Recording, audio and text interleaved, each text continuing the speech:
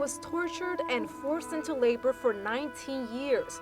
Now, Harry Wu spends his time trying to fight the system that enslaved him for nearly 2 decades. Living like an animal. Because if I don't work, they will remove my food.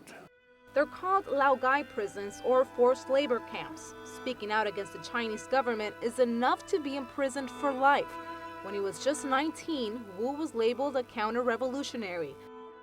During a recent visit to Rome with the Laogai Foundation, he spoke about the days he spent in solitary confinement. 6 feet long, 3 feet wide, that only 3 feet height, made by cement. So I was inside, no blanket, no food, no water. At the beginning 3 days, I have to make a confession. If you don't do it, you cannot let you go.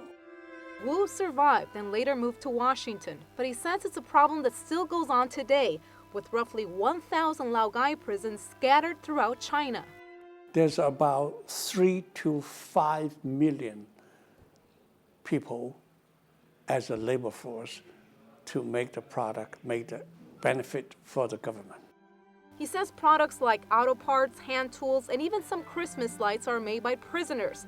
Despite international laws that prohibit the sale of goods made through forced labor, Wu says plenty of them are sold in the U.S. Another concern is freedom of religion, since Catholics are often targeted. All the churches, all the temples is becoming government properties. All the priests, the pastor, sent to the labor camps.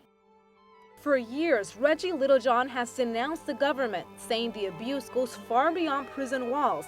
China's one-child law has led to hundreds of thousands of forced abortions. China's one-child policy is enforced through forced abortion, forced sterilization, and infanticide. She says if women don't register their pregnancy with the Chinese government, they could be subject to a violent abortion, regardless of how far along they are in their pregnancy. If you want to have a second child, you can simply pay a fine.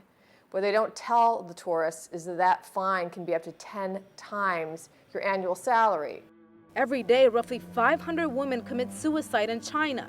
Littlejohn believes it's directly connected to the country's strict family planning laws. Having significantly more men than women is also provoking other problems. Because of the gender imbalance in China and the presence of 37 million more men than women, women and girls are currently trafficked into China from surrounding countries. The fight against these abuses has been going on for years, and until they see changes, these activists say the fight will continue.